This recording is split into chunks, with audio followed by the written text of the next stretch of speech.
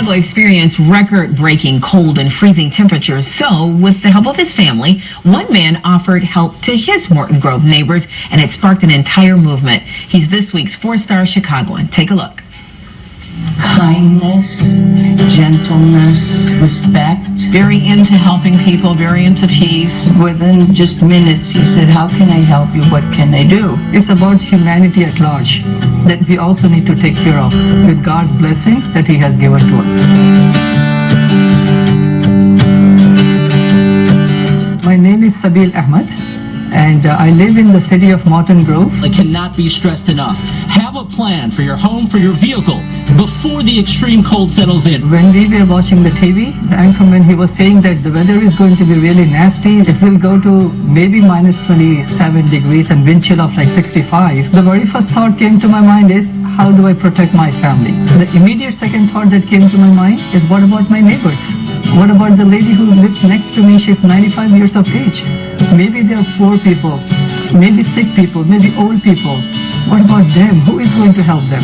I don't have the phone numbers or emails of all the neighbors. So I got a paper from my printer and I wrote a note, "Dear neighbor, greetings of peace. Neighbors are the ones to help each other. My family and I are available if you need assistance in picking up groceries, medicine, or the removal of snow. You are also welcome to drop in for hot tea and samosas." So we made about 40 copies and then stick it like inside the doors. I was not expecting a single person to call me, by the way. About 5-6 people they called and they said, "We really need help." We went there with the shovel, we cleaned up the place, and one more lady, she called and she said, "I don't live in Morton Grove, I live in Park Ridge." I met him and his wife, and they were so kind to even bring me some yogurt, spinach.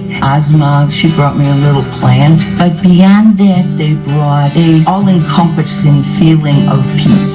It is part of my faith to make sure that the neighbors, like at least 40 to my right, 40 to my left, and across, both sides, that I have to make sure that they have the basic necessities. Well, I figured, well, I'll call him and I'll actually pay him. I'd be happy just to have somebody get rid of the snow. And it's a way to reach out. And I think it's an old-fashioned way that people did things, because about 25, 26 years ago, people did stuff like that all the time. That night when I went to the mosque, one person grabbed me and said, "Sabil, I'm really angry with you." I said, "Why? You should be happy, right?"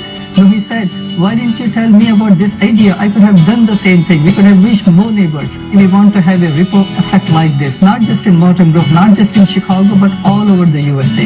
I hope he goes very far. I hope that he continues to encourage people throughout even our nation to do this. We can live as brothers and sisters, not just peacefully, but in loving peace.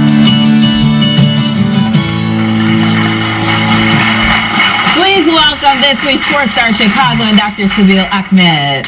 Thank you. Doctor. Yes, thank you so much for being here. And thank you for what you are doing to bridge the gap. I think in this current climate in our country, in our world, in our cities, in our neighborhoods, this gap needs to be bridged, and you're doing it. Thank you.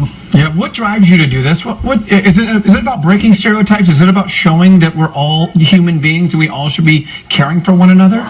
There were multiple angles I was looking at this activity. First and foremost, there are many sick and old and disabled neighbors around my block. Then I thought maybe there are more people who may need help. So that was the first motivation. Second motivation is that there is so much Islamophobia, misunderstandings about each other, especially about Muslims and Islam. So we want our neighbors to meet the Muslim neighbors and let them know that Muslims are good people. Islam is a good faith. Come and meet with us, eat with us. What has this done for the Muslim community? It has really motivated the Muslim community, by the way, because many a times we always see these negative images, wall-to-wall coverage. If a Muslim does something, it just becomes a major news. But we want to show to the media, to all of us, that we are all brothers and sisters in humanity. Right? We are. What has this activity taught you and your family and your kids? Second reason I did this with my family is to show to my children, to the youth, that it's not enough for you to take care of yourself. Your neighbors are your brothers and sisters. You should take care of them. Drop down your gadgets, or drop down your Fortnite, pick up a shovel, and help your neighbors. Right. And this is something that you want to see spark really around the country. You're going to continue this year round? Yes, obviously there is no expiration date on this. There is no other way, right? Yeah. It has to be year-round. As long as I'm alive, my family is alive. These are the teachings my faith teaches me. So it has to be year-round and lifelong. Yes. And you really wanted to do this too as a way just to meet your neighbors. Because sometimes I think in neighborhoods, we come in our house, we go in the garage, we don't necessarily interact. So have you met some new best friend neighbors? You know, there is so much misunderstanding if we don't know each other. But once we meet each other, we will find out that there is so much in common between us. And we have met many neighbors that we don't know, you know, we just say hi to them from far away. So they came to our house, we went to their house. The barriers are now broken. So hopefully we will realize the commonality, and working on the commonality, we can make better humanity. Absolutely. And you're not only a great example for your children, you're not only helping your neighbors, but you're also helping the homeless. You have these blessing bags. I'm holding one right here, and I think we have some video of them too. Tell us a little bit about this and how it's helping the homeless. You know, it's really important. Unfortunately, 50 million people are below the poverty line in this country. And when I was driving from Chicago, from Skokie to here, there were many homeless people with the signs, and we have all seen this. It just breaks our heart.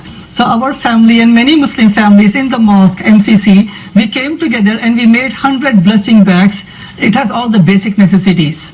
It has a toothbrush and toothbrush and cap and gloves and socks. And this is just a start, by the way. We made 100 of these, and we will distribute through the Muslim community to rest of Chicago, and we will make more, inshallah, God willing. Yes. Dr. Sabeel, thank you so much. Great work what you're doing, and you're inspiring a lot of people. We got to take